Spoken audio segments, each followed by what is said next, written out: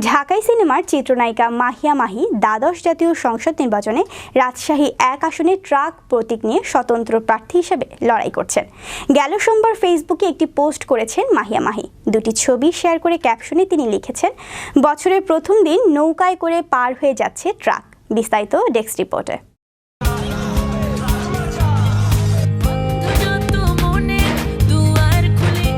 আসছে দ্বাদশ জাতীয় সংসদ নির্বাচনে স্বতন্ত্র প্রার্থী হয়ে অংশ নিয়েছেন চিত্রনায়িকা মাহিয়া মাহি।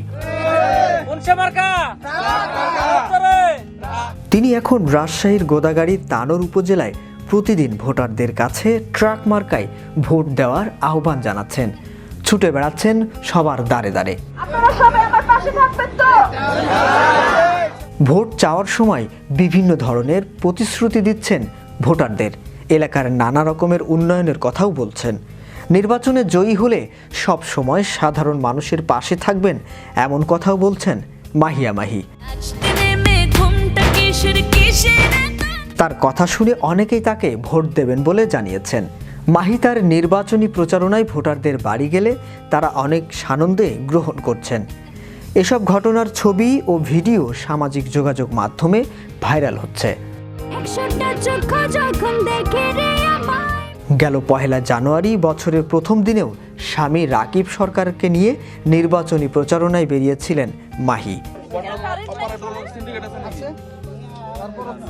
তারই দুটি ছবি পোস্ট করেছিলেন তার ফেসবুকে। ছবিতে দেখা যাচ্ছে নৌকায় চড়ে নদী পার হচ্ছেন মাহি, সঙ্গে রয়েছেন তার স্বামী রাকিব সরকার। ছবিতে আরও দেখা যাচ্ছে মাহির হাতে রয়েছে তার নির্বাচনের প্রতীক ট্রাক। ছবি আপলোড করে মাহি একটি স্ট্যাটাসও দিয়েছেন। এতে তিনি সবাইকে নতুন বছরের শুভেচ্ছা জানিয়েছেন। পাশাপাশি পোস্টে লিখেছেন, বছরের প্রথম দিন নৌকায় করে ট্রাক পার হচ্ছে। বছরের প্রথম দিন নৌকায় করে ট্রাক পার হয়ে যাচ্ছে।